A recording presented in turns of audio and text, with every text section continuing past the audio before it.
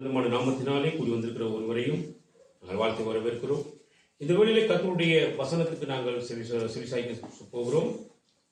நாங்கள் சங்கீத புத்தகம் 37ஆம் அதிகாரத்துக்கு நாங்கள் திருப்பிக் கொள்வோம். சங்கீதம் 37ஆம் அதிகாரம். இதனால நாங்கள் பார்க்க போகிறதான அதாவது தலையங்கத்தை நீங்க பார்த்தீங்கன்னு சொன்னா, சமாதானம் மிக்க மன மகிழ்ச்சி சத்தியத்தில் நிலைத்திருக்கிறவர்களுக்கே. அதாவது சமாதானம் மிக்க மன மகிழ்ச்சி சத்தியத்தில் நிலைத்திருப்பவர்களுக்கே. இதான் இன்னைக்கு நான் பார்க்க போறதான தலைப்பு. சாரி, நாங்கள் சங்கீத புத்தகம் 37ஆம் அதிகாரத்துல 1ஆம் வசனத்திலிருந்து 11ஆம் வசனம் வரைக்கும் நாங்கள் வாசிப்போம். பொல்லாதவர்களை குறித்து எரிச்சல் அடையாதே, நியாயக்கேடு செய்கிறவர்கள் மேல் பொறாமை கொள்ளாதே. அவர்கள் புல்லை போல் சீக்கிரமாய் அறுப்புண்டு பசும் பூண்டை போல் வாடி போவார்கள். கர்த்தரை நம்பி நன்மை செய், தேசத்தில் குடியிருந்து சத்தியத்தை மேய்ந்து கொள். கர்த்தரிடத்தில் மனமகிழ்ச்சியாயிரு, அவர் உன் இருதயத்தின் வேண்டுதல்களை உனக்கு அருள் செய்வார். உன் வழியை கர்த்தருக்கு ஒப்புவித்து அவர் மேல் நம்பிக்கையாயிரு, அவரே காரியத்தை வாய்க்க பண்ணுவார். உன் நீதியை வெளிச்சத்தை போலவும் உன் நியாயத்தை பட்ட பகலை போலவும் விளங்க பண்ணுவார். கர்த்தரை நோக்கி அமர்ந்து அவருக்கு காத்திரு. காரிய சித்தியுள்ளவன் மேலும் தீவினைகளை செய்கிற மனுஷன் மேலும் எரிச்சலாகாதே. கோபத்தை நெகிழ்ந்து உக்கிரத்தை விட்டுவிடு. பொல்லாப்பு செய்ய ஏதுவான எரிச்சல் உனக்கு வேண்டாம். பொல்லாதவர்கள் அறுப்புண்டு போவார்கள், கர்த்தருக்கு காத்திருக்கிறவர்களோ பூமியை சுதந்திரத்துக் கொள்வார்கள்.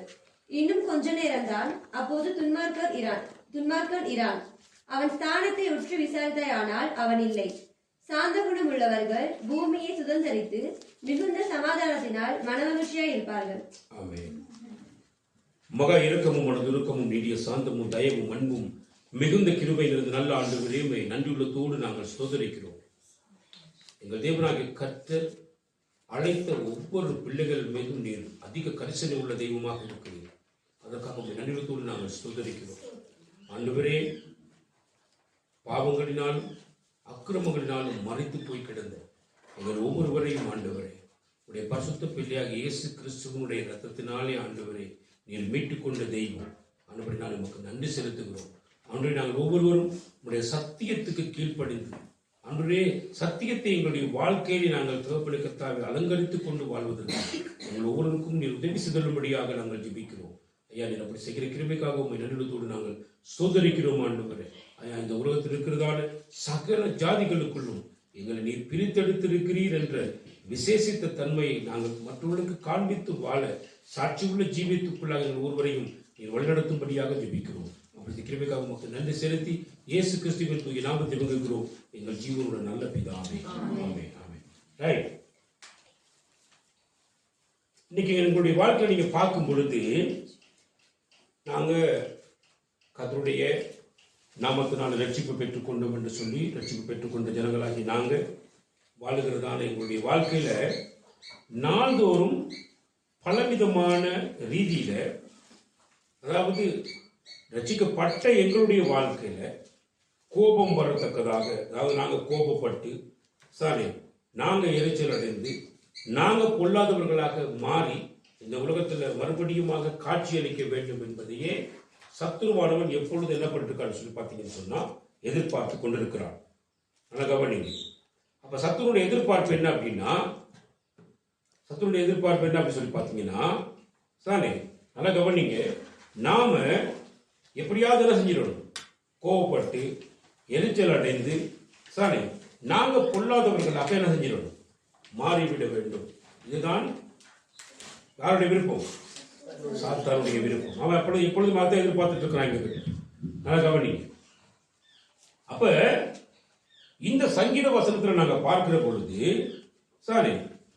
நடக்கிறது என்ன அப்படின்னா, உண்மையிலேயே நாம பொல்லாதவர்களாக ஒரு காலப்பகுதியில் இருந்திருக்கிறோம். நாங்க பொல்லாதவர்களாக ஒரு காலப்பகுதியில் இருந்திருக்கிறோம். சரியான எரிச்சல்காரர்களாக இருந்திருக்கிறோம். பழிக்கு பழி வாங்குகிறவர்களாக இருந்திருக்கிறோம். மற்றவர்களை விட அதிகமான வார்த்தைகளினால தூஷணங்களை பேசி பலவிதமான காரியங்களை பண்ணிக்கொண்டு இருந்தவர்கள் தான் நாங்கள்.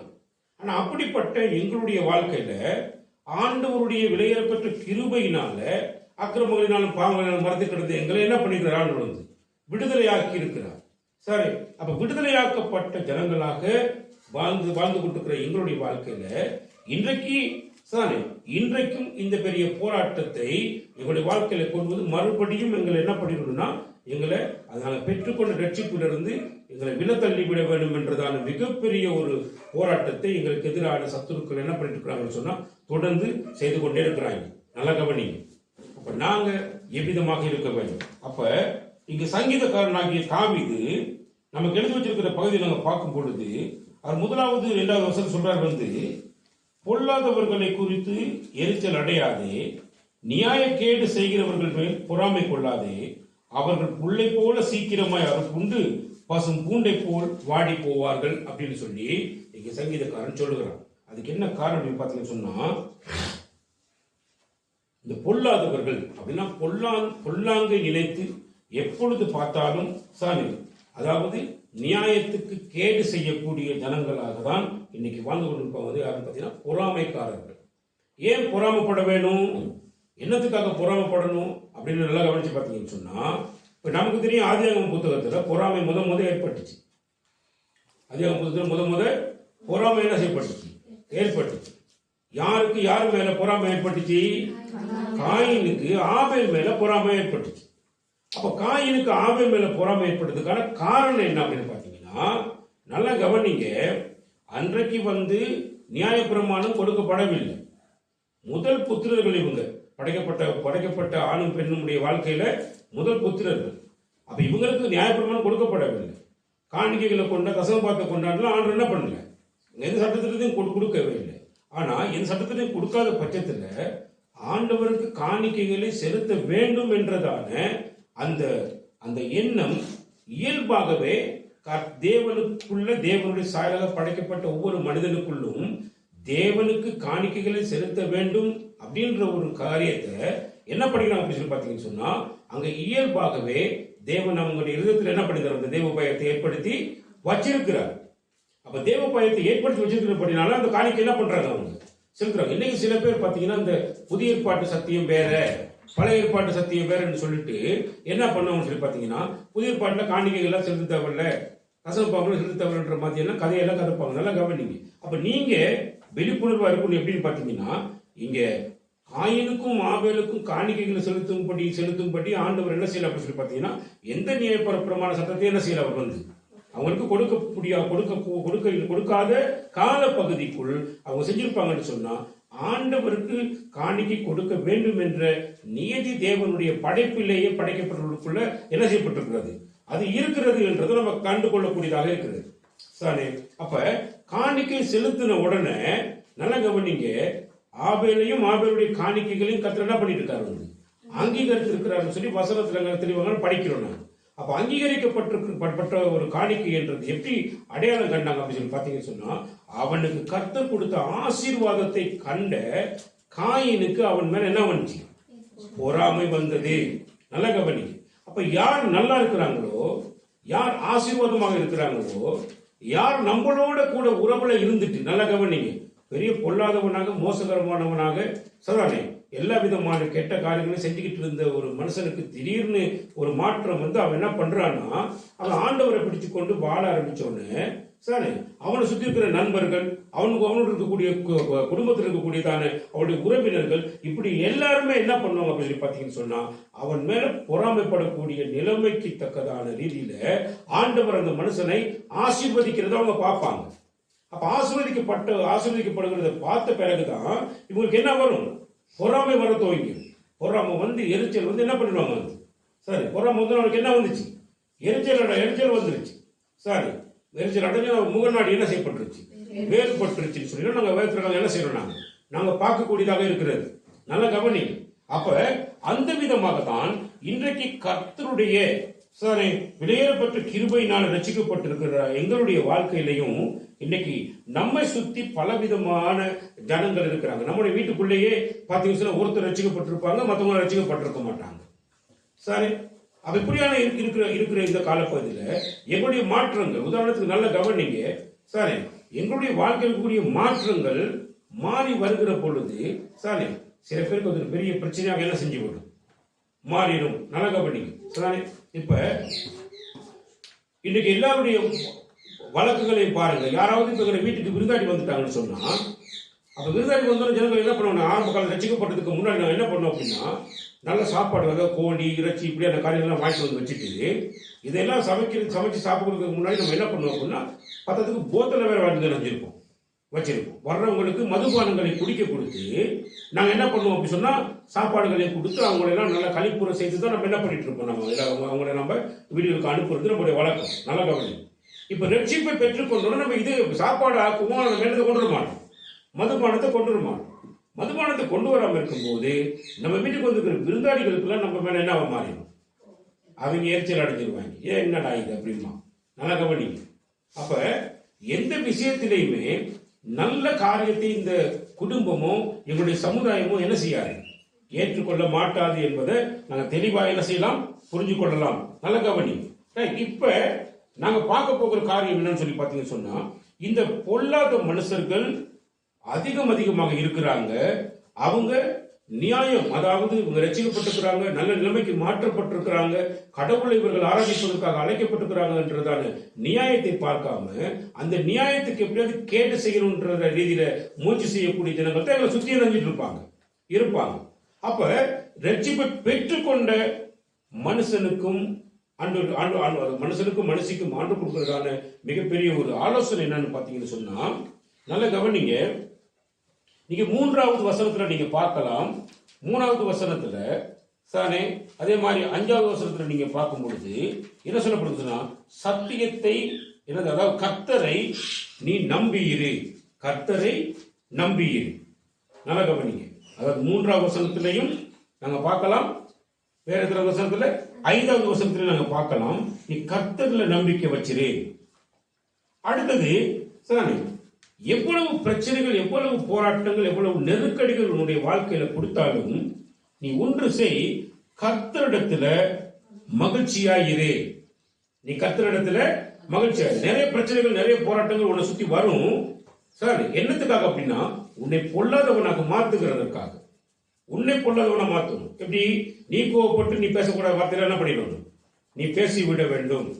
சார் உனக்கு கிடைச்ச ரட்சிப்பை நீ எப்படியாவது என்ன பண்ணிடணும், நீ இழந்துட வேண்டும் என்ற ஒரு குறியில சதானே நமக்கு எதிரடையாக அவங்க பல பிரச்சனைகளை கொண்டு வரும்போது நீ கர்த்தரிடத்துல மகிழ்ச்சியாயிரு. 3வது சொல்ற கர்த்தரை நோக்கி அமர்ந்துரு. அப்ப 4வது வசனத்துல கர்த்தரிடத்துல மகிழ்ச்சியாயிரு. அடுத்தது 7வது வசனம் சொல்லுது, கர்த்தரை நோக்கி நீ அமர்ந்துரு. நல்ல கவனி. அப்ப கர்த்தரை நம்பி இரு அப்படின்னு சொல்லுகிற நேரத்துல நல்ல கவனிங்க. கர்த்தரிடத்துல நீ கர்த்தரிடத்துல நம்பிக்கையா இருன்னு சொல்லும் பொழுது நாங்க நல்ல கவனி. கர்த்தர் எங்களுக்கு கொடுத்திருக்கிற விசுவாச வாழ்க்கையில நான் கர்த்தரை விசுவாசித்து என்ன பண்ணணும் அப்படின்னு பார்த்தீங்க சொன்னா, நான் என்ன பண்ணணும், கர்த்தரை நான் துதித்து நான் பாட வேண்டும், கர்த்தரை நான் துதிக்க வேண்டியவனா இருக்கிறேன். நல்ல கவனி. அப்ப எங்களுக்கு பிரச்சனைகள், போராட்டங்கள், நெருக்கடிகள்லாம் வருகிற வேலையில நான் கர்த்தரை துதிக்கணும். எப்படி துதிக்கிறது அப்படின்னு பாத்தீங்கன்னா, நல்ல கவனிங்க. இஸ்ரவேல் ஜனங்களை ஆண்டவர் ஆசீர்வதிக்கிறத இவ்வளவு தூர நெருக்கடிகள் கொடுத்தும், இவ்வளவு நெருக்கடி, இவ்வளவு பயங்கரமான நெருக்கடிகளை கொடுத்த பொழுதும் இந்த ஜனங்கள் இவங்க அதிகமா என்ன பண்ணி வந்துட்டு இருக்கிறாங்க, இவங்க அதிகமா கூடிக்கொண்டிருக்கிறாங்கன்னு சொல்லி சாரி, ஒரு நாட்டை ஆண்ட, அதாவது ஒரு அரசன் யார் பார்வோன். அந்த பார்வோனுக்கு இஸ்ரவேல் ஜனங்கள் மேல அவன் அடிமைப்படுத்தி தான் வச்சிருந்தான். ஆனா அவங்க மேல அவனுக்கே கோபம் என்ன செஞ்சு பொறாமையும் எரிச்சலும் வந்துச்சு அவனுக்கு. ஏன்னா இவ்வளவு நெருக்க என்ன பண்ணிட்டு அவங்க அதிகமாகி கொண்டே இருக்கிறாங்க. நல்ல கவனிங்க. அதே மாதிரி ஆண்டவர் வாதைகளை அவனுக்கு அனுப்பும் பொழுது இஸ்ரவேலருக்கும் எகிப்திற்கும் வித்தியாசத்தை காண்பிக்கிறார் கர்த்தர். அவங்களுக்கு ஒண்ணுமே நடக்க மாட்டேங்குது, நமக்கு மட்டும் என்ன பண்ணிட்டு இருக்கு, எல்லாமே நடந்துட்டு இருக்குன்னு சொல்லி அவங்க மேல கோவப்படுறாங்க. நல்ல கவனி. இப்படியான பலதரப்பட்ட பிரச்சனைகள் என்ன பண்ணிட்டு இருக்காங்க, நெருங்கி கொண்டிருக்கிறது. அப்ப கர்த்தரை துதிக்கிற ஜனங்கள் எப்படி துதிப்பாங்க அப்படின்னா, ஆண்டவரே அந்த பொல்லாதவர்கள் எங்களை நெருக்குகையில நீங்க என்ன பண்ணீங்க, எங்களை வர்த்திக்க செஞ்சீங்க, எங்களை உயர்த்தினீங்க, எங்களை ஆசீர்வதிச்சீங்க. சரி, அவங்களுக்கு வார்த்தைகள் அனுப்பும் பொழுது கல்லு மழை வானத்திலிருந்து பெய்து கொண்டிருக்கிறது. ஆனா நல்லா கவனிங்க, இப்ப இந்த பக்கத்து வீட்டுல உள்ளவங்களுக்கு மழை பெய்ஞ்சிட்டு இருக்கு. ஆனா இந்த வீட்டுக்கு என்ன செய்யற மழை பெய்யல. என்ன மழை பெய்யல, கல்லு மழை பெய்யல. சரி, இது பெரிய ஆச்சரியம். வானத்தில் அற்புதத்தை செய்தவர் நீங்க என்று சொல்லி துதிக்கக்கூடியவர்களாக எங்களுடைய வாழ்க்கை என்ன செய்யப்பட வேண்டும், இருக்க வேண்டும். சரி, அதே மாதிரி அவங்க எல்லாம் துரத்திக்கிட்டு வரும்பொழுது செங்கடல் ரெண்டா பிளந்து இவங்களுக்கு வழி கொடுக்குது. இவங்க எல்லாரும் அந்த பக்கம் வர்றது. இவங்க எல்லாரும் வந்து முடிஞ்ச உடனே எகிப்தியர் எல்லாரும் அப்படி என்ன பண்றாங்க பாத்தீங்கன்னா, அவ்வளவு பேரும் அந்த செங்கடல்ல மூழ்கடிக்கப்பட்டு அவ்வளவு பேர் என்ன செய்யறாங்க, மறைச்சு போனாங்க. அப்ப ஆண்டவர் செய்ததான அற்புதங்களை, அடையாளங்களை நாங்க எங்களுடைய மூதாதையருடைய காலத்தில் நடந்த சகல சம்பவத்தை எழுதி வைக்கப்பட்டிருக்கிற வேதத்தை வாசிச்சா தான் எங்களுக்கு தெரியும் ஆண்டவர் எவ்வளவு அற்புதங்களை செய்தவர் என்று சொல்லி. அப்ப அதை சொல்லி சொல்லி நாங்கள் கர்த்தர் நாமத்தை நாங்கள் என்ன பண்ண வேண்டும், நாங்க துதிக்க வேண்டும். சரி, இரண்டாவது கர்த்தரத்துல மகிழ்ச்சியாயிருன்னு சொன்னா ஒருத்தர் சந்தோஷமா இருந்தா என்ன பண்ணணும், அவன் பாடக்கடவன். அப்ப என்ன பண்ணணும், அவன் என்ன செய்யணும், சங்கீதங்களை பாடி என்ன செய்யணும் ஆண்டவருக்கு. சரி, ஆண்டவரிடத்துல அவன் மன மகிழ்ச்சியாக இருக்க வேண்டும். எந்த நேரம் கர்த்தரிடத்துல என்ன செய்யணும், அவன் பாடி மகிழ்ச்சியா இருக்கணும். அப்ப எங்களுக்கு தெரியும் இல்லையா, அந்த ஜனங்களை வந்து இந்த கரைக்கு கொண்டு வந்ததுக்கு பிற்பாடு முத என்ன பண்ணாங்க, வீரியம்லாம் சேர்ந்து என்ன பண்ணாங்க, மோசையுடைய அக்கா கொண்டு எல்லாம் சேர்ந்து பாடல்களை பாடி என்ன பண்ணாங்க, ஆண்டவருடைய நாமத்தை மகிமைப்படுத்தினார்கள். அப்ப நாங்கள் கர்த்தரிடத்துல மனமகிழ்ச்சி உள்ளவர்களாக இருந்தா எவ்வளவு பெரிய பயங்கரமான போராட்டங்கள், பிரச்சனைகள் வந்தாலும் நாங்க என்ன செய்யணும் அப்படி சொன்னா, நாங்க கர்த்தருக்கு சங்கீதங்களை பாடி நாங்க என்ன செஞ்சிருக்கோம், நாங்க எப்பொழுதுமே மனமகிழ்ச்சியாக நாங்க என்ன செய்ய வேண்டும், இருக்க வேண்டும். சரி, மூன்றாவது பகுதி கர்த்தரை நோக்கி அமர்ந்தது அப்படின்னு சொல்றாருன்னா, அப்ப கர்த்தரை நோக்கி சும்மா அமர்ந்திருக்கேனுமா, இயலாது. அப்ப ஜெபத்திலையும் வேண்டுதலையும் நம்ம என்ன பண்ணணும், நாங்க உறுதியாக நாங்க என்ன செஞ்சிருக்கோம், அந்த இடத்துல அமர்ந்திருக்க வேண்டும். ரோமர் புத்தகம் 12:12 என்ன சொல்லுது, ரோமர் புத்தகம் 12:12 என்ன சொல்லுகிறது, எடுத்து வாசிங்க. நம்பிக்கையிலே சந்தோஷமா நம்பிக்கையில நீங்க எப்படி கொண்டு போகணும், அதாவது விசுவாசத்துல, நம்பிக்கையில, கர்த்தர் மேல நம்பிக்கையில நாங்க சந்தோஷமா இருக்க வேண்டும். உபத்திரவத்திலே பொறுமையா இருங்கள். நீங்க உபத்திரவத்துல என்ன செய்யணும், நீங்க பொறுமையா இருக்க வேணும். ஜெபத்திலே உறுதியாய் தரித்திருங்கள். ஜெபத்துல உறுதியாக என்ன செய்யணும், தரித்திருக்க வேண்டும். அப்ப உபத்திரவத்தில் எப்படி இருக்கணும், பொறுமையா இருக்க வேண்டும். சரி, அப்ப நல்ல கவனிங்க. இந்த சங்கீதக்காரனும் இதைத்தான் எங்களுடைய வாழ்க்கையில சொல்றான். சரி, நீங்க பொருளாது இப்ப நல்ல கவனிங்க. நாம செய்யாத குற்றத்தை செய்தோம் என்று சொல்லி நமக்கு எதிரான காரியங்களை நம்ம மேல திணிப்பதற்காக காரியங்களை செய்வார்கள். நல்ல கவனிங்க. நாம சொல்லாத காரியத்தை நாமளே சொன்னதாக என்ன பண்ணுவாங்க அப்படின்னு சொல்லி பார்த்தீங்கன்னா, நமக்கு எதிரிடையாக குற்றத்தை சாட்டுவார்கள். சரி, இப்ப நான் செய்யல, நான் சொல்லல. சரி, இப்படியான சூழ்நிலையில நம்முடைய வாழ்க்கையில் நாம தான் செய்து நம்ம மேல பயங்கரமான குற்றங்கள் சாட்டப்படுகிற வேலையில நம்ம என்ன செய்வோம் நினைக்கிறீங்க? அதை வந்து நான் இல்ல, இது நான் செய்யல, நான் சொல்லல அப்படின்னு சொல்லி அதை சாதிக்கிறதுக்காக நாம என்ன பண்ணோம் அப்படின்னா, நாம முயற்சி செஞ்சு நாம எங்களுடைய வாழ்க்கையை கலவரப்படுத்தி, சரி, நாம கோபப்பட்டு என்ன பண்ணோம் அப்படின்னு பாத்தீங்கன்னு சொன்னா, தேவையில்லாத காரியங்கள் நம்ம என்ன பண்ணுவோம், சாதிக்க போறங்கிற பேர்ல தேவையில்லாத வேலையை பண்ணி நம்ம கர்த்தருக்கு எதிரான பாவத்தை என்ன பண்ணி விடுவோம், செய்து விடுவோம். நல்லா கவனிச்சு பார்த்துக்கிட்டீங்கன்னா உங்களுக்கு விளங்கும் அதோட விஷயம் நான் சொல்லி. சரி, நாம சொல்லல, நாம செய்யல, நாம எதுக்குமே உடன்படவும் இல்லை. சரி, ஆனா நம்ம மேல பிரச்சனை என்ன பண்ணிருச்சு, இப்ப பிரச்சனைகள் நம்ம மேல வந்துருச்சு. இப்ப பிரச்சனைகள் நம்ம மேல வந்துட்டா அப்ப நாம என்ன பண்றோம் கவனிங்க. நான் செய்யல அப்படின்னா, உதாரணத்துக்கு சொல்லுங்களேன். சரி, இப்ப எங்க வீட்டுல எங்களோட பிள்ளைங்களோட பசங்க இருக்காங்க, என்னோட பிள்ளைங்களுக்கு நான் என்ன சொல்றேன் அப்படின்னா, புள்ள செய்யாததை புள்ள செஞ்சதாக சொல்லி நான் என்ன பண்றேன், நான் கடுமையா பேசுறேன். அப்ப நான் கடுமையா பேசுனேங்கிறதுக்காக வேண்டி இப்ப புள்ள என்ன செய்ய, பிள்ளைங்க என்ன செய்யுது அப்படி சொன்னா, ஏன் மேல கோவப்படுது, ஏன் மேல கோவப்பட்டு நான் செஞ்சு நீங்க பாத்தீங்கன்னா சில நேரம் வாக்குவாதங்கள் பண்ணி என்ன செய்யுது அப்படின்னா, அந்த பிள்ளைகள் என்ன செய்யுது, தகப்பனுக்கு தாய்க்கு எதிரான காரியங்களை செய்கிறதுக்கு இந்த பிள்ளைகள் என்ன செய்யப்படுது, அதிகமா என்ன செய்யுது, கோவப்பட்டு பிரயாசப்படுதுங்க. அப்ப நல்லா கவனிங்க.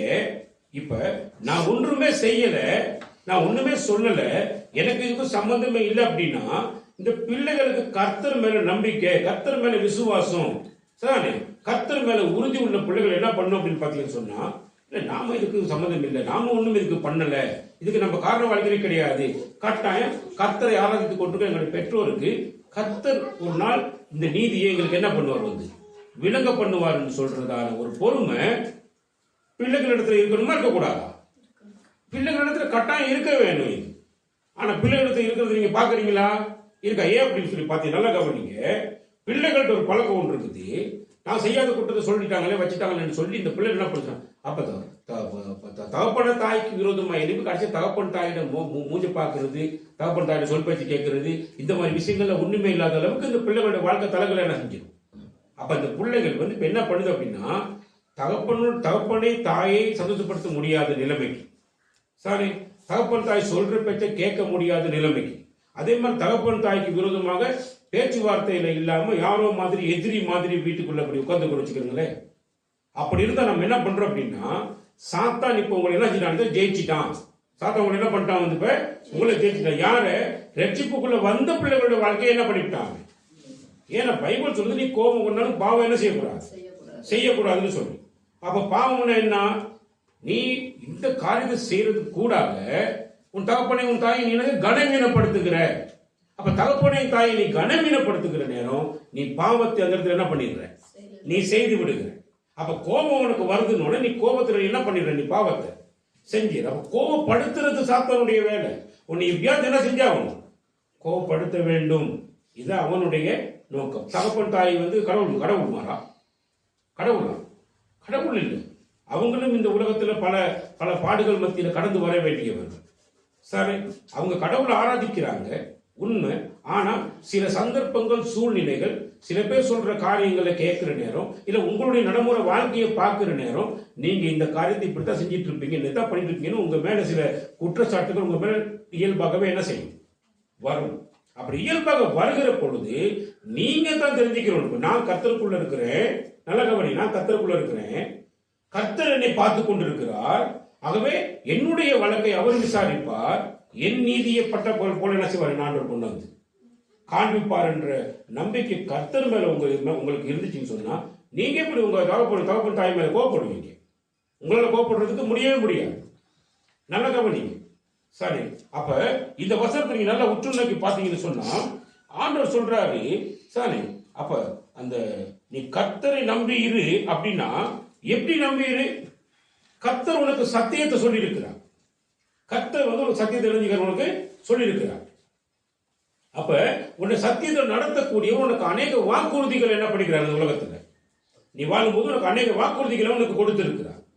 சரி, அப்ப இந்த வாக்குறுதிகளை கொடுத்திருக்கிற ஒரு பிரதான வாக்குறுதிகளை நீங்க கவனிச்சு பார்த்தீங்கன்னு சொன்னா என்ன வாக்குறுதி? சரி, நீங்க சங்கீத புத்தகம் 55 அதிகாரம் 22 வசனத்தை வாசிங்க. என்ன வாக்கு கொடுத்துக்கிறார்? கர்த்தர் மேல் உன் பாரத்தை வைத்து விடு, அவர் உன்னை ஆதரிப்பார்னு சொல்லி இருக்குது. நல்லா கவனிங்க. இப்ப பிள்ளைகளாகிய உங்களுடைய வாழ்க்கை, இல்லாட்டி பெற்றோர்களாகிய எங்களுடைய வாழ்க்கையில சரி, ஒருவேளை இப்ப நாங்க செய்யாத குற்றச்சாட்டுகள், நாங்க எந்த விதத்துக்கு ஈடுபடாத சில காரியங்கள், நாங்க சொல்லாத சில விஷயங்களுக்கெல்லாம் எங்க மேல பல அபாண்டமான குற்றச்சாட்டுகள், அபாண்டமான பணிகள் எங்க மேல என்ன செஞ்சிடலாம், வந்து விடலாம். ஆனா ஒரே ஒரு காரியம் நல்லா கவனிங்க. நீங்க எல்லாரும் ஆண்டவராகிய இயேசு கிறிஸ்துவை குறித்த அறிவுக்குள்ள வந்திருக்கிறீங்க. இயேசு கிறிஸ்துவை உங்களுக்கு ஆண்டவர் வந்து அவருடைய இரட்சகராக கொடுத்திருக்கிறார். அப்படி கொடுத்திருக்கும் பொழுது நீ என்ன பண்ணணும் அப்படின்னா, கர்த்தர் மேல் உன்னுடைய பாரத்தை என்ன செய்யணும்? நீ வைக்கணும். கர்த்தர் மேல் உனக்கு என்ன பாரம் இருக்குது? உனக்கு தாங்க முடியாத பாரம், உனக்கு பிரச்சனைகள் அதிகமாயிருக்கு. சரி, உனக்கு அதை ஏற்றுக்கொள்ள முடியல. உங்க அப்பா ஏசுறது ஏற்றுக்கொள்ள, உனக்கு உங்க அம்மா ஏசுறது ஏற்றுக்கொள்ள முடியல. உன்னுடைய குடும்பம், உன்னுடைய சமுதாயம் உன்னை பார்த்து பேசுற சில காரியங்கள் உன்னால என்ன செய்ய முடியல, ஏற்றுக்கொள்ள முடியல. நல்ல கவனி. இந்த கர்த்தர் யாருடைய வாழ்க்கையில இல்லை அப்படின்னா, மற்ற அந்நிய மதத்தவர்கள் வாழ்க்கையில கர்த்தர் இல்லை, கர்த்தரை தெரியாது. ஆகையினால இந்த மாதிரியான குற்றச்சாட்டுகள், இந்த மாதிரியான பிரச்சனைகள் வந்தோடனே அவங்க கோபப்பட்டு எரிச்சல் அடைஞ்சு என்ன பண்ணுவாங்கன்னா, தங்களுடைய வாழ்க்கையை தாங்களே மாய்த்துக் கொள்வார்கள். அப்படின்னு என்ன செஞ்சுக்கிடுவாங்க? போயிட்டு உடனடியாக போய் தற்கொலை பண்ணி நினைச்சிருவாங்க அவங்க. இல்லாட்டி வீட்டை விட்டு ஓடி போயிடுவாங்க, ஊரை விட்டு ஓடி போயிடுவாங்க. இந்த மாதிரி பிரச்சனைகள் மற்ற ஜனங்களுக்கு நடக்கும். ஆனா உனக்கு இருக்கிற விஷயம் என்னன்னா, ஆண்டவராகிய கர்த்தர் உனக்கு அவரை இரட்சகராக கொடுத்திருக்கிறார். அப்ப இரட்சகராக கொடுத்திருக்கிறபடினால எந்த மாதிரியான சூழ்நிலையிலும் உனக்கு ரட்சிப்பை கர்த்தர் கொடுப்பார். அப்ப ரட்சிப்பை கொடுக்கக்கூடிய தேவன் கர்த்தர் என்பதை நீ அறிந்திருப்பாயானால், அதாவது சத்தியத்தை நீ அறிந்திருப்பாயானால், சத்தியம் உன்னை என்ன செய்யும்? விடுதலையாக்கும். அப்ப அந்த சத்திய பரனாகிய இயேசு கிறிஸ்துவை நோக்கி நீ என்ன பண்ணணும்? நீ அவருடைய பாதத்துல உன் பாரத்தை நீ என்ன செஞ்சிடணும், நீ வச்சு விடணும். வச்சுட்டா என்ன அர்த்தம், வச்சு நீ ஜெபம் பண்ணிட்டு நீ துதிச்சு பாடி, ஆண்டவரே அன்றைக்கு இவ்வளவு பெரிய அற்புதத்தை செஞ்சவர் நீங்க சாரி, அன்றைக்கு நீங்க எவ்வளவு பெரிய அற்புதத்தை என்ன செஞ்சீங்க, நல்லா கவனிங்க. அப்படி யோசேப்புடைய வாழ்க்கை நீங்க எடுத்து நீங்க கவனிச்சு பார்த்தீங்கன்னா, யோசேப்பு செய்யாத குற்றத்துக்காக பயங்கரமான தண்டனையை பல வருடங்கள் என்ன செய்வோம், சிறைச்சாலையில் கழிச்சு கொண்டு இருப்போம். சரி, அப்ப செய்யாத குற்றங்கள் அவன் மேல சுமத்தினான். அவன் என்ன பண்ணிட்டான் அப்படின்னா, போர்த்திபாவுடைய மனைவியோடு ஒரு தவறான உறவை வைக்கிறதுக்கு ஏற்பாடு செஞ்சுட்டான், பலவந்தப்படுத்தினான்னு சொல்லி அவன் மேல ஒரு குற்றத்தை சாட்டின பொழுது அவன் அதுக்கு வாதாடுறதுக்கு முயற்சி செய்யவே இல்லை. வாதாடினால் அதுக்கு அதை வாதாடி இல்ல நான் செய்யறேன்னு சொல்லி அவன் முயற்சி செய்ய போயிருந்தான்னு சொன்னா உண்மையிலே அவனுக்கு பிரச்சனைகள் எல்லாம் இருக்கும், கூடி இருக்கும். ஆகவே அவன் என்ன பண்றான் அப்படின்னு சொல்லி பாத்தீங்கன்னா, அவன் மேல சாட்டப்பட்ட அந்த குற்றத்தை அவன் ஏற்றுக்கொள்ளவில்லை. ஆனா ஒரு காரியம், செய்யப்படாத குற்றத்துக்கு வந்த தண்டனையை அவன் சுகமா என்ன செஞ்சிட்டு இருக்கான், சிறைச்சாலையில் என்ன பண்ணிட்டு இருக்கான், அனுபவிச்சு கொண்டிருக்கான். அவன் கர்த்தரை பாடுகிறான், கர்த்தரோடு கூட நெருக்கமாக இருந்தான், எப்பொழுது கர்த்தரிடத்துல காத்திருந்தான், கர்த்தருடைய சத்தியத்தில் அவன் நிலைச்சிருந்தான். ஆனால் அவன் என்ன செய்யல, பாவம் செய்யறதுக்கு தன்னுடைய வாழ்க்கையை ஒப்புவிக்கவில்லை. மாறாக ஆண்டவர் என்ன பண்ணார்னா, பல வருடங்கள் கடந்து போனது. ஆனால் மிகப்பெரிய எகிப்தின் பிரதானியாக ஆண்டவர் யோசேப்பை என்ன பண்ணார், தேசத்துல எழுப்பி வச்சிருக்கிறார். அப்ப அந்த மனுஷனை குறித்து நம்ம வேதத்துல படிக்கிற பொழுது நமக்கு தெரியணும், ஒரு வாலிபனா இருந்தான், அந்த வாலிபன் மேல செய்யப்படாத குற்றச்சாட்டுகள் எல்லாம் சாட்டப்பட்டுச்சு. ஆனா அவன் கர்த்தரிடத்துல அவன் அமைதியாக மௌனமாக மகிழ்ச்சி உள்ள மனுஷனாக கர்த்தரை பாடி புகழ்ந்து கொண்டு இருந்தது நிமித்தமாக அவனுக்கு உயர்வு வந்துச்சு. அவர் இந்த பெற்றோர் நம்முடைய பெற்றோர்களாகி நம்முடைய பிள்ளைகளுடைய வாழ்க்கையில இந்த காரியம் நடக்கல. நல்லா கவனிங்க, நீங்க பெற்றோர்கள் மேல கோவப்படுவீங்களா இருந்தாக்க, பெற்றோர்கள் பிள்ளைகள் மேல அவசியம் இல்லாம நீங்க கோவப்படுவீங்களா இருந்தா நல்லா கவனிங்க. நீங்க எதையுமே சரியான விஷயத்துல நீங்க உங்களுடைய வாழ்க்கை நீங்க தெரிஞ்சு கொள்ளாம செயல்படுவீங்களா இருந்தா ஆண்டவருடைய கோபத்துக்கு நீங்க ஆளாக வேண்டிய சூழ்நிலை நினைக்கிறேன் ஏற்பட்டு போயிடும். அப்ப இதுல நீங்க கவனமாக என்ன செய்ய வேணும்னா, எப்பயுமே நான் எனக்கு பிள்ளை இருக்குதோ இல்லையோ, எனக்கு கொடுக்கப்பட்டிருக்கிற விதிமுறைகளை நான் கடைபிடிக்க வேண்டும். அப்ப மிகப்பெரிய பிரதானிகள் அங்க இருந்ததான அதிகாரிகளுக்கெல்லாம் யோசேப்பு என்ன பண்ணா, கீழ்ப்படிஞ்சு நடந்தான். அப்ப அதிகாரிகள் அங்க அதிகாரிகளுக்கு கீழ்ப்படிஞ்சு நடக்கக்கூடிய ஒரு மிகப்பெரிய காரியத்தை யோசேப்பு என்ன பண்ணியிருந்தாங்க, தேவனுக்குள்ளாக பெற்றிருந்தான். அப்ப தேவனை நம்பி அவன் அந்த அதிகாரிகளுக்கெல்லாம் கீழ்ப்படிஞ்சு நடந்ததுனால அவனுக்கு உயர்வு என்ன செஞ்சு கிடைச்சிச்சு. நல்லா கவனி, இன்னைக்கு நாங்க பெற்றோர்கள் பிள்ளைகள் மேல அதிகாரம் செலுத்தினாலோ சாணே நமக்கு நடக்கிற பிரச்சனை அப்படின்னா, பெற்றோர்களை மதிக்காத நிலைமைக்கு பிள்ளைகளுடைய வாழ்க்கை என்ன இருக்குது, செயல்பட்டு கொண்டிருக்கிறது. இதெல்லாம் எவ்வளவு பெரிய பயங்கரமான பாவம் என்றதை நீங்க சற்று சிந்திக்க வேண்டும். கலகவனி, அப்ப இப்படியான பிரச்சனை வந்துருச்சு. அப்ப என்ன செய்ய சொல்கிறார், உன் வழியை கர்த்தருக்கு என்ன செய், ஒப்புவி, அவர் மேல நம்பிக்கையாயிரு, சாணே அவரே காரியத்தை வாய்க்க பண்ணுவார். நல்ல கவனி. அப்ப அதே மாதிரி தானே இன்னொரு வருஷத்துக்கு நாங்கள் எப்படி பார்ப்போம், 1 பேதுரு புத்தகம் 5ஆம் அதிகாரம் 7ஆம் வசனத்திற்கு வாசிங்க. 1 பேதுரு புத்தகம் 5ஆம் அதிகாரம் 7ஆம் வசனத்திற்கு கவனிங்க. அவர் கர்த்தர் உங்களை விசாரிக்கிறவரானபடியால் உங்கள் கவலைகளை எல்லாம் அவர் மேல் வைத்து விடுங்கள். நல்ல கவனி, ஆண்டவர் நம்மளை அழைச்சிருக்கிறார். அப்ப நமக்கு வாக்குறுதிகளை கர்த்தர் கொடுத்திருக்கிறார். நல்லா கவனிங்க, நமக்கு அவர் வாக்கு கொடுத்திருக்கிறாரு, உன் பாரத்தை நான் சுமப்பேன், உன் கவலையை நான் என்ன செய்வேன், விசாரிப்பேன் அப்படின்னு சொல்லி ஆண்டவர்களுக்கு வாக்குறுதிகளை கொடுத்திருக்கிறார். யார் கொடுத்தது, நம்முடைய ரட்சகராகிய இயேசு கொடுத்திருக்கிறார். அப்ப கொடுக்கப்பட்டிருக்கிற வாக்குறுதிகள் மேல நாம நம்பிக்கை வச்சிருக்க வேணும். நல்ல கவனிங்க, அதைத்தான் இங்க சொல்லும் போது சொல்றார், நீ எங்க குடியிருக்கிற அப்படின்னா, பொல்லாதவர்கள் நடுவுல தான் நீ குடியிருந்த. பொல்லாதவர்கள் நடுவில் குடியிருக்கும் பொழுது உன்னிடத்துல சத்தியம் இருக்கவில்லை, நீனும் எப்படி இருந்த, அவர்கள ஒருத்தராக தான் இருந்த. அப்ப ஆண்டவர் ஒண்ணு என்ன பண்றான்னா, அந்த அவ்வளவு பேர்கள் நடுவுல சென்னை பாத்தீங்கன்னா ஒரு பெரிய திரளான கூட்டம் இருக்குது. இந்த திரளான கூட்டத்தை பார்க்கும்போது உங்கள் எல்லாரும் பொல்லாத சிந்தை உள்ளவர்கள், பொல்லாத காரியங்களை செய்யக்கூடியவர்களாக இருப்பாங்க. அப்ப அவங்க நடுவுல நம்மள ஒருத்தர் ஆண்டவர் என்ன பண்றாருன்னா, அவர் இந்த சென்னை கிராமத்திலிருந்து ஒருத்தர் தெரிந்து கொள்கிறார். அப்ப அவர் தெரிந்து கொண்டு அவருடைய மந்தையில குழந்தைகள் என்ன செய்யறாரு, நாட்டுகிறார். நாட்டினதுக்கு பிறகு அவருக்கு என்ன பண்றாருன்னா, அவர் தமது சத்தியத்தை அந்த பிள்ளைகளுக்கு என்ன செய்யறாரு, அவங்களுக்கு கற்றுக் கொடுக்கிறார். அப்ப சத்தியத்தை கற்றுக் கொடுக்கும் பொழுது நீ அந்த சத்தியத்தை நீ உன் வாழ்க்கையில நீ மேய்ந்து கொள்ள வேணும். அந்த சத்தியத்துக்குள்ள நீ நிக்கணும். நல்லா கவனி, நீ சத்தியத்துக்குள்ள நிக்கிறனா எப்படின்னா, உனக்கு கொடுத்த வாக்குறுதிகள் எப்படி இருக்கு? உன்னுடைய பாரத்தை கர்த்தர் என்ன பண்ணுவார்? சுமப்பார். சானே, உன் கவலைகள் என்ன பண்ணுவார்? அவர் விசாரிப்பார். சானே, அப்ப அவர் என்ன சொல்கிறார்னா, நான் உன்னை விட்டு ஒருபோது என்ன செய்யறது இல்லை, விலகுறதும் இல்லை, நான் ஒருபோதும் உன்னை கைவிடுகிறதும் இல்லைன்னு சொல்லியிருக்கிறார். இப்படி எங்களுக்கு பல வாக்குறுதிகளை கர்த்தராகிய ஆண்டவர் சொல்லி இருக்கிறார். அப்ப சொல்லி இருக்கக்கூடிய அந்த கர்த்தர் மேல நீ எப்பயும் முதலாவது என்ன பண்ணிருக்கணும்? நீ விசுவாசத்தை நம்பிக்கையும் உறுதியா நீ என்ன பண்ணிக்கிறணும்? வச்சுக்கிறணும். சானே, ரெண்டாவது நீ என்ன பண்ணணும்னா, சானே, உன் மனதுல மகிழ்ச்சி இல்லாத அளவுக்கு உன்னுடைய பெற்றோரா இருக்கட்டும், உன்னுடைய குடும்பத்தார்களா இருக்கட்டும், உன்னுடைய சமுதாயமா இருக்கட்டும், நீ படிச்சுக்கிட்டு இருக்கிறதான உன்னுடைய பாடசாலை வட்டாரங்களா இருக்கட்டும், என்னவா வேணா இருந்துட்டு போகட்டும். சரிதானே, உனக்கு ஒரு விஷயம் இருக்கணும், உன்னை அழைத்தவர் உண்மை உள்ளவர். உன்னை அழைத்தவர் உண்மை உள்ளவர் சொல்றபடினால உனக்கு இருக்க வேண்டிய மகிழ்ச்சி எப்படி இருக்கணும்?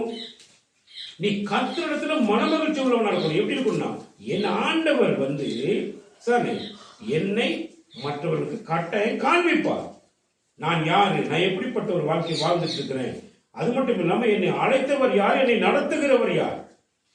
சாரி, அப்படின்றத கர்த்தர் காட்டுவார்.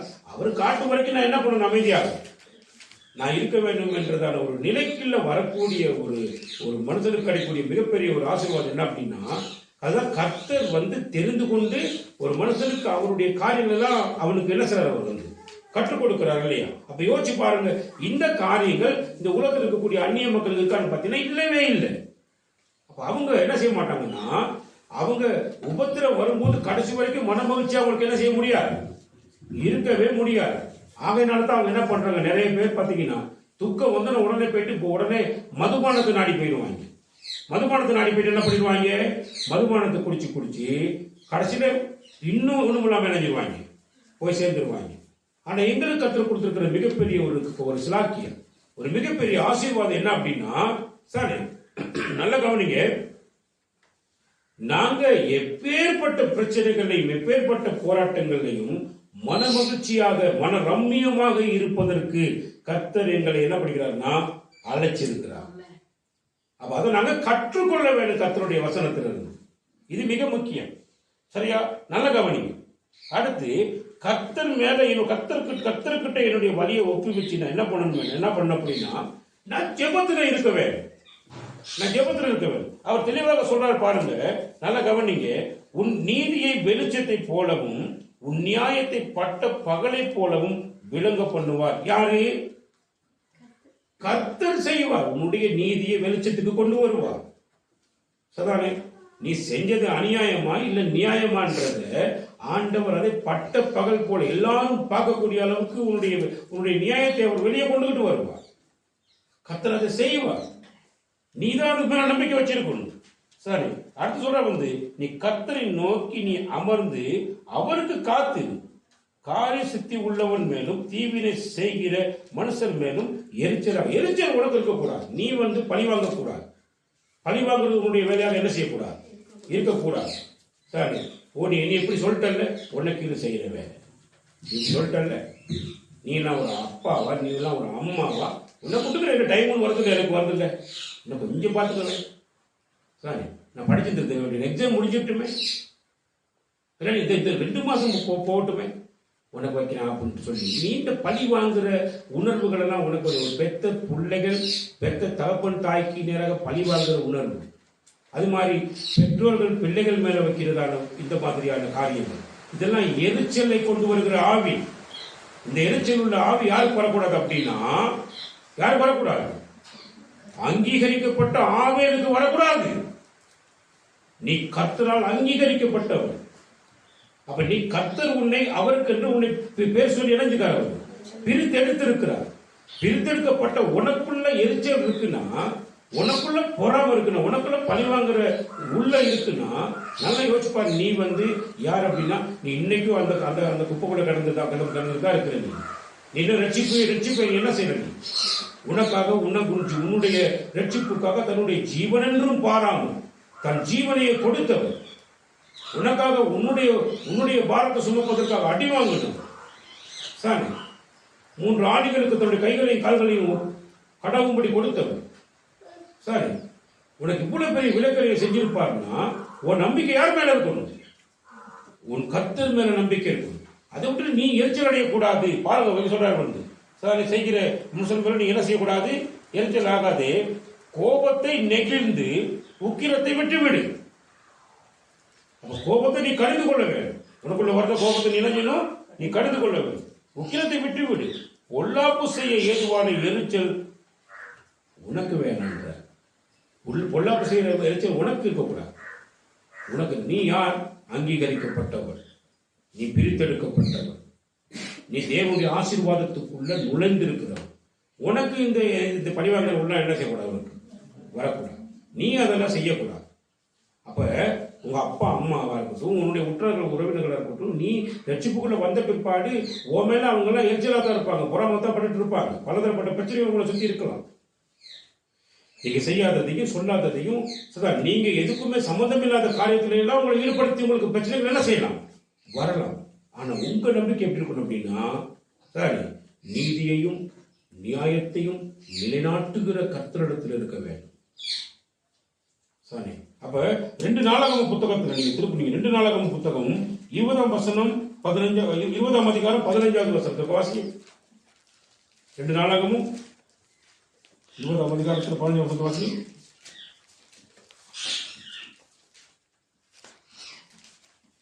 சகல யூதா கோத்திரத்தாரே, எருசலேமின் குடிகளே, ராஜாவாகிய யோசபாத்தே கேளுங்கள். நீங்கள் அந்த ஏராளமான கூட்டத்திற்கு பயப்படாமலும் கலங்காமலும் இருங்கள் என்று கர்த்தர் உங்களுக்கு சொல்லுகிறார். இந்த யுத்தம் உங்களுடையதல்ல, தேவனுடையது. தேவனுடைய ஜனங்கள், தேவன் தெரிவு செய்ததான ஒரு ராஜாவாக ராணியாக தேவன் ஒருவனை தெரிந்து கொண்டிருப்பாரா இருந்தா நல்லா கவனிங்க. சரி, அவனுக்கு எதிரான யுத்தங்கள் இந்த உலகத்தில் பல விதமாக எந்திரிக்கும், பல விதமாக எழும்பும். சரிதானே? துரைத்தனங்களோடும் அதிகாரங்களோடும் இல்லை, மாம்சத்தோடும் இரத்தத்தோடும் அல்ல. எதோடு யுத்தம் இருக்குது எங்களுக்கு? வானமண்டல கிரியை செய்யற பொல்லாத ஆவிகளோடு யுத்தம் இருக்குது. பொல்லாத ஆவிகள் என்ன பண்ணுது அப்படின்னா, நம்மளை பொல்லாதவர்களாக மாற்றுகிறதற்கு எத்தனைக்குது. நம்மளை பொல்லாதவர்களாக மாற்றவே, நம்மளை எரிச்சல் உள்ளவர்களாக மாற்றவே. இதெல்லாம் ஒரு மனுஷன் ரசிக்கப்பட்டு கேட்டு வருது கடைசி வரைக்கும் இது புத்தியை என்ன செய்ய முடியல, மாற்ற முடியலன்னு சொல்லி ஒரு ஊழியக்காரன் கவலைப்படுற நிலைமைக்கு கொண்டு வரும். அந்த அளவுக்கு வேதனை என்ன செஞ்சுட்டு இருப்பாரு, கொண்டு வரும். நல்ல கவனி. அப்ப நாம என்ன பண்ணணும் அப்படின்னா, இந்த யுத்தம் நம்முடையது அல்ல. இது யாருடையது? இது கர்த்தருடைய யுத்தம். சரி, யாத்திராகமம் 14:14 என்ன சொல்லுது? யாத்திராகமம் 14:14 கர்த்தர் உங்களுக்காக யுத்தம் பண்ணுவார், நீங்கள் சும்மா இருக்க. நம்மள சும்மா இருக்க விட்டுட்டு அவர் யுத்தம் பண்ணுவார். நல்லா இங்க கவனிங்க வசனத்தை. சரி, நம்மளெல்லாம் சும்மா இருக்க வச்சுட்டு அவர் நமக்காக என்ன பண்ணுவாரா? யுத்தம் பண்ணுவாரா நம்முடைய ஆண்டவர். எப்படி? கர்த்தர் உங்களுக்காக யுத்தம் பண்ணுவார், நீங்க சும்மா இருப்பீங்கன்னு ஆண்டவர் சொல்றாரு. நல்லா யோசிச்சு பாருங்க. சும்மா இருப்பீங்கன்னு என்ன அர்த்தம் அப்படின்னா, என்ன சும்மா இருக்கிறதுனா, சும்மா ஒன்னும் செய்யாம இருக்கிறது இல்லை. கர்த்தரை நாம போற்றி புகழ்ந்து கொண்டிருக்க வேண்டிய வேலை மட்டும் நம்ம விட்டு வேலை. அவரை துதிச்சு பாடி அவருக்கான கீர்த்தனைகளை பாட வேண்டிய வேலை மட்டும் தான் நம்முடைய வேலை. யுத்தத்தை யார் பண்ணுவா? கர்த்தர் பண்ணுவார். பழி வாங்குறது உங்களுக்கு உரியது அல்ல, அது எனக்கே உரியதுன்னு சொல்லி அவன் என்ன பண்றார், சொல்லுகிறார். நல்ல கவனி. ஆகையினாலதான் நம்மளை பொல்லாதவர்களாக எரிச்சல் உள்ளவர்களாக மாற்றுகிற வேலையில நாம என்ன பண்ணிடுவோம், நாம் அதுக்கு சில ரியாக்ஷன்களை காட்ட ஆரம்பிச்சிடுவோம். இதுதான் கர்த்தரிடத்துல கர்த்தருடைய பார்வையில பிழையாக என்ன செஞ்சிருக்கிறது, மாறிவிடுகிறது. சரி, நான் சொல்றது எனக்கு அப்பான்ற ரீதியில எனக்கு கோபம் வருது. பிள்ளைகளாக்கி நீங்க என்ன பண்ணணும், நீங்க என்ன செய்யணும், அப்பா கோபப்படுறதுல ரைட் அதுக்கு இருக்குது. அது அப்பா கோபம் சாதாரண. சரி, ரைட், அது பிரச்சனை கிடையாது. ஆனா நாங்க கர்த்தருக்குள்ள உண்மையா இருக்கிறோமான்னு எங்ககிட்ட எங்களை தட்டி பார்க்கணும். நாங்க எனக்கு கர்த்தருடைய சத்தியம் எனக்கு கிடைக்கப்பட்டிருக்கிறது. கர்த்தர் என்னை பிரித்து எடுத்து இருக்கிறார். கர்த்தர் என்னை ஆபேலை போல அங்கீகரிச்சிருக்கிறார். அங்கீகரிக்கப்பட்ட எனக்கு எரிச்சல் வரலாமா? எனக்கு கோபம் வரலாமா? நான் தவறு செஞ்சிடலாமா? நான் கர்த்தருடைய பிரமாணங்களை மீறி நடக்கலாமா? அப்படின்னு எந்த பிள்ளையாவது நாம யோசிக்கிறோமா? எங்க வாழ்க்கையில நாங்க யோசிக்க வேணும். சரி, நல்லா கவனிங்க. இப்படித்தான் அப்ப கணவன் மனைவிக்குள்ள வர்ற பிரச்சனைகள்லையும் அதே மாதிரி தான். கணவன் கோபப்படுறாரா? கோபப்பட்டு போகுது. என்னை அழைத்த தேவன் என்ன ஆண்டவர், எனக்கான காரியங்கள் அவர் பண்ணுவார். என் நீதியை கட்டாயம் என்ன செய்வார்? ஆண்டு வந்து வெளிச்சத்துக்கு கொண்டு வருவார். என் நியாயத்தை வெளிச்சத்துக்கு என்ன செய்வார்? கொண்டு வருவார். இந்த நம்பிக்கைக்கு தான் உங்களை ஆண்டு என்ன படிக்கிறார்? அழைச்சிருக்கிறார். நல்லா கவனிங்க. ஊழியக்காரனாக்கி நான் உங்களை என்ன செய்யலாம்? சிலர் உங்களை ஏசலாம், உங்களுக்கு சில நேரங்களில் சில காரியங்களை பண்ணலாம். ஆனா நீங்க என்ன யோசிக்கணும் அப்படின்னா, அவர் ஊழியக்காரன் கோபப்படுற ரைட், ஓகே. ஆனா நாங்க சரியாக இருக்கிறோமா? எங்களை அழைத்த தேவனுக்கு முன்பதாக, எங்களை அங்கீகரித்த தேவனுக்கு முன்பதாக நாங்க என்ன செஞ்சிருக்கிறோமா இல்லையா? இதுல நாம நம்மளை ஆராய்ந்து பார்ப்பதற்கு தான் ஆண்டவர் ஒரு காரியத்துக்கு என்ன படிக்கிறார்? தந்திருக்கிறார். நல்ல கவனிங்க. சாரி, அடுத்து நீங்க பார்க்கிற பொழுது சாரி 10வது வசனத்துல சொல்றாரு, இன்னும் கொஞ்ச நேரம் தான் அப்படிங்கிறார். இன்னும் கொஞ்ச நேரம் தான். அப்போது துன்மார்க்கன் என்ன செய்ய மாட்டான்? ஈரான் அவன் ஸ்தானத்தை உற்று விசாரித்தாயானால் அவன் இல்லை. உண்மையான குற்ற கதை அவனோட சங்கீத சொல்லும்போது, கர்த்தரின் பட்சமாக இருக்கிற பொழுது என்மேல் குற்றம் சுமத்துபவன் யார்? சரி, கர்த்தர் என்னோடு இருக்கிற பொழுது, கர்த்தர் என் பட்சம், கர்த்தர் என்னோடு இருக்கிறார், அப்ப ஏன் மேல குற்றம் சாட்டுகிறது யார் அப்படின்னு ஒரு கேள்வி கேட்கிறான் பாருங்க. நீங்க கர்த்தர் உங்களோடு கூட இருக்கிறார்ன்றதையே மறந்துடுறீங்க. கர்த்தர் உங்களோடு கூட இருக்கிறார்ன்றதை நீங்க என்ன செய்ய மாட்டேங்கிறீங்க? நினைச்சு பார்க்க மாட்டேங்கிறீங்க. அவர் உங்களோட கூட இருக்கிறாருன்னு நீங்க உண்மையா நீங்க விசுவாசிச்சு அதுல நீங்க உறுதியா இருப்பீங்கன்னா உங்க மேல யாரும் குற்றத்தை சுமத்த முடியாது. அப்படியே குற்றம் சுமத்தினால், குற்றம் செய்திருந்தால், குற்றம் சுமத்தினால் ஒரு காரியம் நடக்கும். நல்லா கவனிங்களே. சரி, என்ன நடக்கும்? ஆண்டுடைய கோபத்தை சுமக்கும் வரைக்கும் நாங்க என்ன பண்ணணும்? தண்டனை அனுபவிக்க வேண்டி வரும். சரி, அப்ப அந்த கோபம் எங்கிருந்து போயிடுச்சுன்னா நாங்க என்ன பண்ணிடுவோம்? விடுதலையாக்கப்பட்டு விடுவோம் இல்லையா? மீகா புத்தகம் 7ஆம் அதிகாரத்தில் வாசி பாருங்க. அவர் அப்படித்தான் சொல்றாரு. மீகா புத்தகம் 7ஆம் அதிகாரத்தில் எடுத்து மீகா 7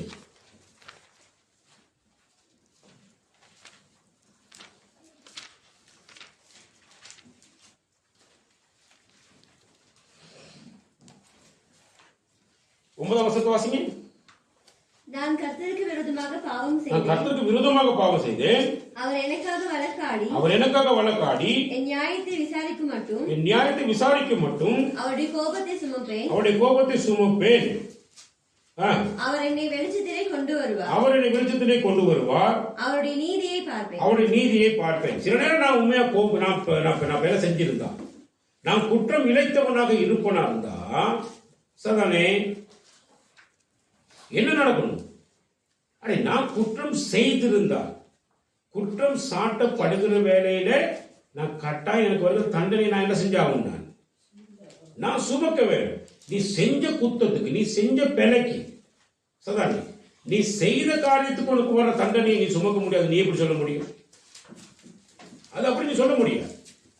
சரி, அப்ப நீ என்ன பண்ணணும்? நீ காத்திருக்கணும். ஆண்டவர் உன்னுடைய நியாயத்தை என்ன செய்வார்? விசாரிப்பாரு. அது நிச்சயமா அந்த நீதியை பார்ப்பேன்ற ஒரு நம்பிக்கை விசுவாசமும் உனக்குள்ள இருக்க வேண்டும். சரிதானே? அப்ப நான் செய்திருந்தால், என் மேல குற்றம் இருக்குமானால், சில நேரம் தண்டனைகள் என்னுடைய வாழ்க்கையில் வரும்போது தண்டனை நான் கட்டாயம் என்ன செஞ்சாங்க? சுமக்க வேண்டும். ஆனா நான் ஒண்ணுமே செய்யாம, ஒண்ணுமே சொல்லாம, எதுக்குமே நான் ஈடுபடாம சில நேரம் என் மேல குற்றச்சாட்டுகள் வரும்பொழுது அந்த குற்றச்சாட்டுகள் இருந்து கவலைகள் என்ன பண்ணுவாங்க? சரி, அதற்கு சில காலங்கள் எடுக்கும். அந்த காலங்கள் எடுக்கும் பொழுது கர்த்தர் எங்களுடைய நீதியை வெளிச்சத்தை போலவும் நியாயத்தை பட்டப்பகல் போலவும் என்ன பண்ணுவார்? கொண்டு வந்து காட்டுகிற தெய்வமாக இருக்கிறார். அப்ப சொல்றாரு அடே துன்மார்க்கன் கொஞ்ச நேரம் தான். அவன் விளையாட்டுலாம் எவ்வளவுக்கு? கொஞ்ச நேரம் விளையாண்டுட்டு இருப்பான். கொஞ்ச நாட்கள் என்ன பண்ணிட்டு இருப்பான்? நல்ல கவனிங்க. சில பேருடைய வாழ்க்கையில சில காரியங்களை பேச தெரியுமா? குற்றத்தை கொஞ்ச நாளைக்கு பண்ணிட்டே இருப்பான். அப்புறம் பார்த்தா அந்த சத்தமே இல்லாம போயிடும். ஒருத்தனை பத்தி அவதூறா பேசிட்டே இருப்பாங்க. அது குறிப்பிட்ட கொஞ்ச நாள் பேசிட்டே இருப்பாங்க. அப்புறம் அந்த பேச்செல்லாம் என்ன செஞ்சு போயிடும்? ஆட்டோமேட்டிக்கா நின்று போயிடும். பேசினவனும் இருக்க மாட்டான். நம்ம எத்தனை விஷயத்துல அப்படி பார்த்துருக்கிறோம் யோசிச்சு பாருங்க. எங்களுடைய வாழ்க்கை நாங்க அப்படி என்னுடைய வாழ்க்கை நான் அனுபவிச்சிருக்கேன், அப்படியான விஷயங்கள் அனுபவிச்சிருக்கேன். சரி, கொஞ்ச நேரம் தான் அப்படி செயல்பட்டு இருப்பாங்க, இல்லை கொஞ்ச நாள் செயல்பட்டு இருப்பாங்க. சரி, அப்புறம் அவன் விசாரிச்சு பார்த்தா அவன் என்ன செய்ய மாட்டானா, இருக்க மாட்டான்னு ஆண்டு சொல்றாரு. திரும்ப சொல்றாரு. சரி, அங்க திரும்ப சொல்ற வந்து சார்ந்த குணம் உள்ளவர்கள் பூமியை சுதந்திரித்துக் கொள்வார்கள்.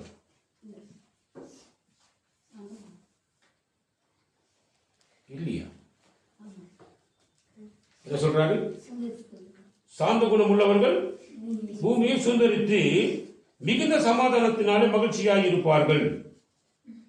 சொல்லுங்க. அப்ப என்ன சொல்றாங்க இந்த வசனம்? நீங்க மத்திய புத்தகம் 5ஆம் அதிகாரத்தில் இருக்கான்னு பாருங்க.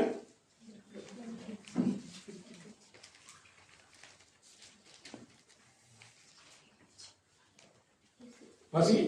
சாந்த குணமுள்ளவர்கள் பாக்கியவான்கள், அவர்கள் பூமியை சுதந்திரித்துக் கொள்வார்கள். சாந்த குணம் உள்ளவர்கள் பாக்கியவான்கள், சொல்லுங்க, கொடுத்து வச்சவர்கள், ஆனந்தம் நிறைந்தவர்கள், ஆனந்தம் மகிழ்ச்சியினாலே ததும்பி இருக்கக்கூடியவர்கள். அப்ப நீங்க கர்த்தருடைய விசுவாசத்துக்குள்ள அவரை விசுவாசிக்கும்படி ரட்சிப்புக்குள்ள அழைக்கப்பட்டிருக்கிற நீங்க முன்ன நாட்கள்ல இருந்த உங்களுடைய வாழ்க்கை, நீங்க எந்த மதத்தை சார்ந்தவர்களா இருந்திருக்கலாம், நீங்க பலவிதமான போதனைகளுக்குள்ள நீங்க போயிருக்கலாம். அங்கேயெல்லாம் இருந்த வாழ்க்கை வேற மாதிரி. ஆனா கர்த்தராகிய இயேசு கிறிஸ்துவை இரட்சகராக அவர் உங்களுக்கு கொடுத்ததுக்கு பிறகு அவர் உங்களோடு இருக்கிறார். அவர் உங்களோடு இருந்தா உங்களுக்கு இருக்க வேண்டிய மிகப்பெரிய ஒரு குணாதிசயம் என்ன அப்படின்னா சாந்த குணாதிசயம். என்ன குணாதிசயம் இருக்கணும்? இது என்னடா புருஷன்கார சத்தம் போட்டா சாரி மனுஷக்கார என்ன செஞ்சிருது, அப்படி பொங்கி என்னவா மாறிடுது, எப்படி மாறிடுது, அது பயங்கரமா மாறிடுது. சொல்லுவாங்க ருத்ரதாண்டம் ஆட ஆரம்பிச்சிருக்கிறான் அப்படிமாங்க.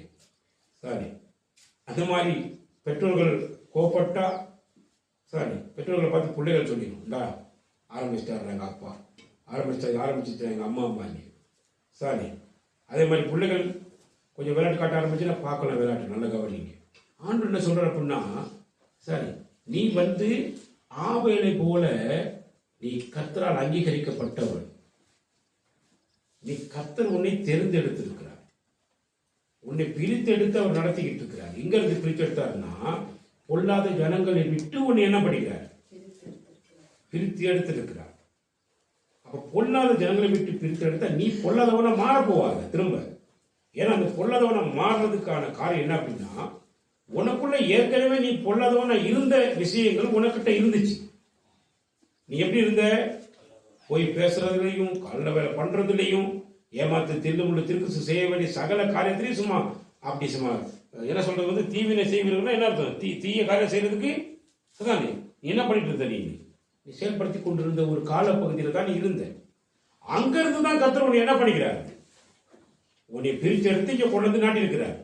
அப்ப நல்ல கவனி. அப்ப நாட்டினா நமக்குள்ள இருந்த காரியம் தானே இதெல்லாம். நமக்குள்ள இருந்த காரியத்தை சாத்தானுக்கு தெரியும். எதுல நம்ம வீக் பாயிண்ட் இருக்கிறோங்கிறதெல்லாம் சாத்தானுக்கு என்ன செய்யும் தெரியும். சரிதானே? இவனுக்கு அதிகமா கோபம் வரும், இவன் கோபம் வந்தா இப்படி மாறிடுமா, இந்த மாதிரி காரியங்கள்லாம் இவன்கிட்ட இருக்குது. அப்ப அதனால அவர் என்ன செய்வார்னா மெல்ல பரீட்சையை கொண்டு வருவார் எங்க வாழ்க்கையில. கொண்டு வந்தோம்னா நம்ம என்ன பண்ணுவோம், இந்த முன்னே காலத்தில் இருந்த மனுஷன் மாதிரியே திருப்பி மாற ஆரம்பிச்சுன்னு வச்சுக்கிறீங்களே. அப்புறம் எங்களுக்கும் அந்த அந்நிய மனுஷங்களுக்கும் அந்த பொருளாதாரங்களுக்கும் வித்தியாசம் என்ன செஞ்சிடும், இல்லாம போயிடும்.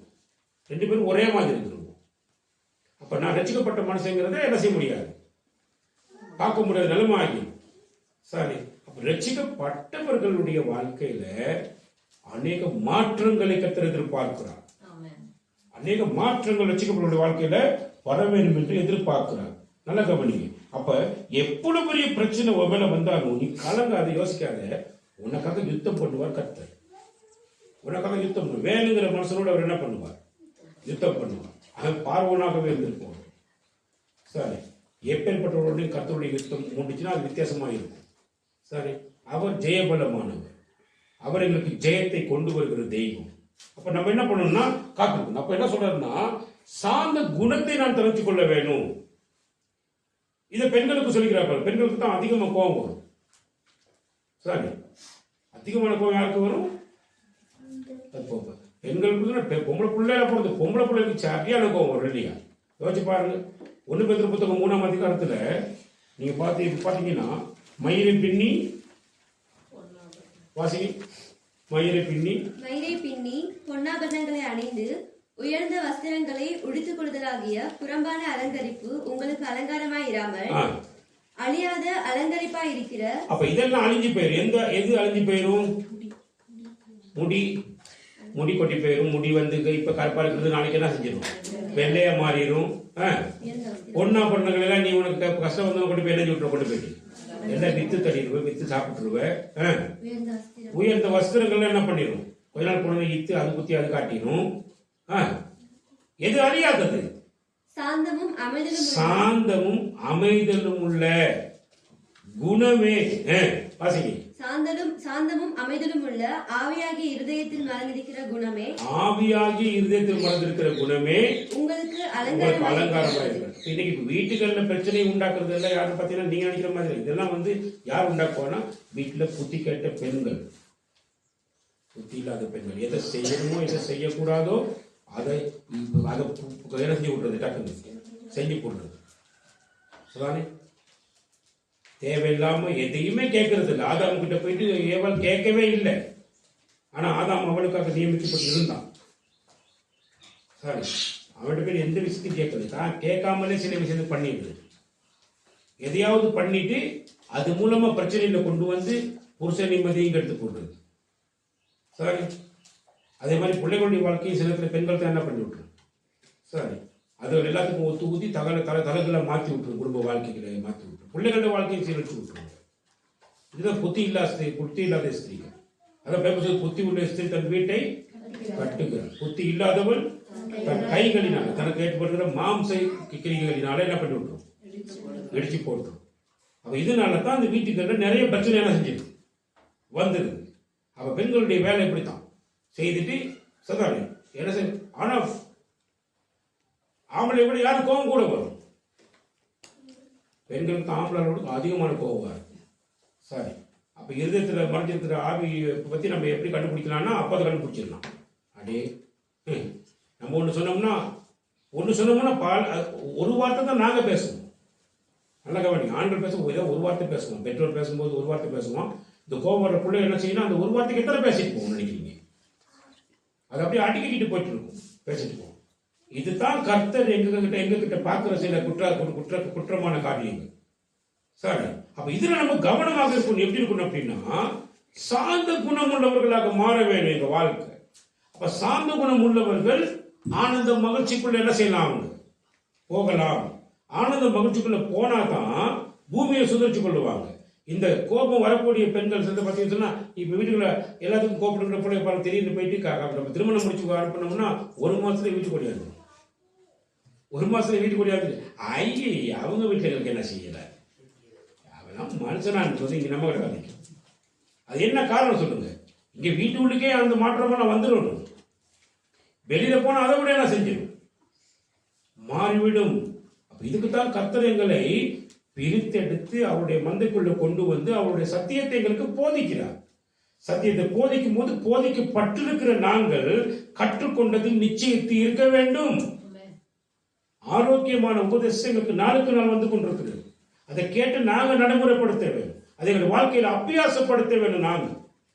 சதானே, அப்ப இந்த கோபப்படுற பிள்ளைகள் சின்ன வயசுல பொம்பளை எல்லாம் கோபப்படுத்த அப்படின்னா தயவு செஞ்சு நீங்க இந்த கோபப்படுற வேலையை வச்சுக்கிறாங்க.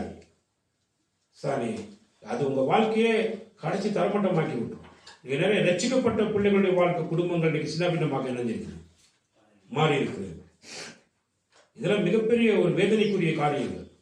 சரி, அப்ப சாந்த குடும்பங்கள் பூமியை சுதந்திரிச்சு கொள்வது என்ன பண்ணா உனக்கு கொடுக்கப்பட்டிருக்கிற குடும்ப வாழ்க்கையை நீ சுதந்திரிச்சு கொள்ளுவ.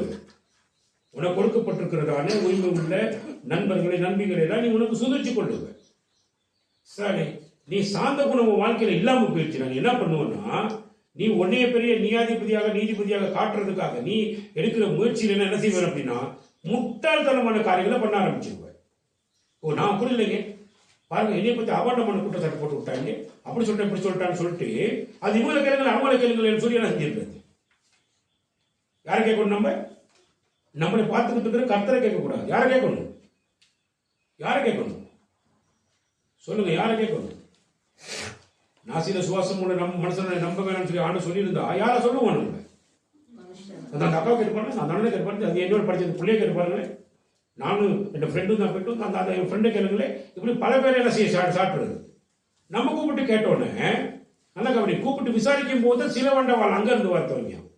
எப்படி அவன் நம்ம மேல ஒருவேளை உள்ளது சொன்னாலும் சொல்லுவான், இல்லைன்னா நம்ம சம்பந்தமே இல்லாத சொல்லிவிட்டு அவன் பாட்டு என்ன செய்வான், போய் சேர்ந்துருவான். நல்லா கவனிங்க, யாரையும் கேட்க சொல்ற காரியம் அவனை கேள்வி இவனை கேள்வி சாரி அவங்கள பார்த்து இதெல்லாம் கதைக்கு அழகே கிடையாது. நீ கர்த்தரை விசுவாசிச்சீன்னா நீ என்ன சொல்லணும், கர்த்தர் நிச்சயமா பதில் செய்வார். கர்த்தர் நிச்சயமா என்னுடைய வாழ்க்கையில என்னுடைய நீதியை விளங்க பண்ணுவார். நான் சொல்லிட்டு போகணும். சரி, நீங்களும் நானும் சமாதானமா இருப்போம். நீங்கள் நான் எப்படி இருப்போம்? சமாதானம். நம்ம ஆர்டர் கொடுத்த மகிழ்ச்சிக்குள்ள என்ன செய்வோம், இருக்கும். நல்லா கவனிங்க. முதலாவது, உன்னை அழைத்த தேவன் உனக்கு கொடுத்திருக்கிற சத்தியத்துல நீ என்ன செய்யணும்னா நீ நிலை கொண்டிருக்க வேண்டும். சரி. இரண்டாவது, அந்த வாக்குறுதிகளை அள்ளி அள்ளி கொடுத்த உன் தேவன் உனக்காக வழக்காடக்கூடியவர். அப்ப உன்னுடைய வாழ்க்கையில நீ எப்படி இருக்கணும் அப்படின்னு சொன்னா, நீ எப்பொழுதும் கர்த்தரிடத்துல மன மகிழ்ச்சி உள்ள ஒரு வாழ்க்கைக்குள்ள நீ என்ன செய்யணும். நீ மன மகிழ்ச்சினா என்ன, எதுக்கு சொல்ற அப்படின்னா, மனசை ஒட்டைக்கிற காரியம் உன் வாழ்க்கையில வரும். ஆனா நீ நம்பிக்கை யார் மேல வச்சுக்கணும், உன்னை அனைத்து தேவனிடத்துல நீ வச்சுக்கிற. அப்ப நீ மன மகிழ்ச்சி உள்ள வாழ்க்கைக்குள்ள என்ன செய்யலாம், நீ போகலாம். மூன்றாவது பகுதி, எப்படியாப்பட்ட பாரத்தை நம்ம மேல சுமத்தி நம்ம செய்யாத குற்றச்சாட்டுலாம் நம்ம மேல அள்ளி வச்சா, ஒரே ஒரு காரியம், எந்த மனுஷங்கிட்ட சொன்னாலும் நம்ம பிரச்சனை தீர போறதே கிடையாது.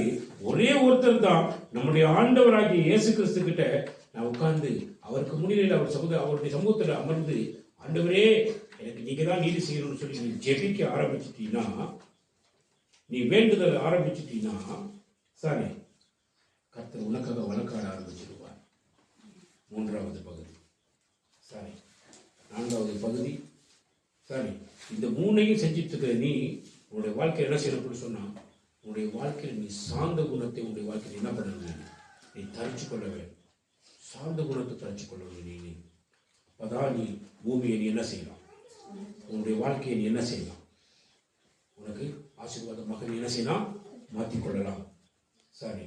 அப்ப நீ மாறாக என்ன செய்யக்கூடாது அப்படின்னா, சரி, எங்கிருந்து எடுக்கப்பட்டியோ, எங்கிருந்து பிரித்து எடுத்தாரோ அந்த இடத்துக்கு உன்னை மறுபடி திருப்பும்படியாக சாத்தானவன் மேற்கொள்ளுகிறதான சூழ்ச்சிகளுக்கு நீ இடம் கொடுத்துட்டு நீ பொல்லாதவனாக என்ன செய்யக்கூடாது, மாறிவிடக்கூடாது.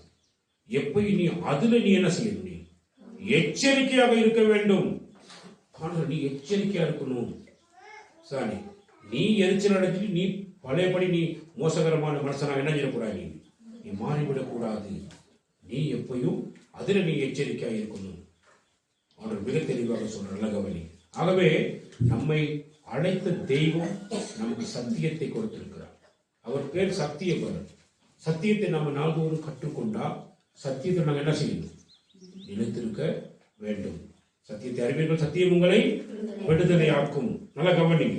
ஆகவே சமாதானமிக்க மன மகிழ்ச்சி உள்ள வாழ்க்கை யாருக்கு அப்படின்னா, சத்தியத்துல நிலைத்திருக்கிறவர்களுக்கே என்ன செய்யும், இருக்கும். மற்றபடி சத்தியத்தில் நிலைச்சிருக்காது யாருக்குமே சார் என்ன செய்யாது. இந்த சமாதானமும் இந்த மன மகிழ்ச்சியும் என்ன செய்யாது, இருக்காது. சாரி, நீங்க கர்த்தருக்கு பயந்து, நீங்க உண்மையாக கர்த்தர் உங்களை அழைத்தவரை நீங்க நோக்கி பார்த்து உங்களுக்கு கொடுக்கப்பட்டிருக்கிற சமாதானத்தை நீங்க சரியான விதத்தில் நீங்க வாழ்க்கையில் நீங்க சுதந்திரித்துக் கொள்வீங்களா, கர்த்தர் ஒருவரையும் ஆசீர்வதிப்பார்கள்.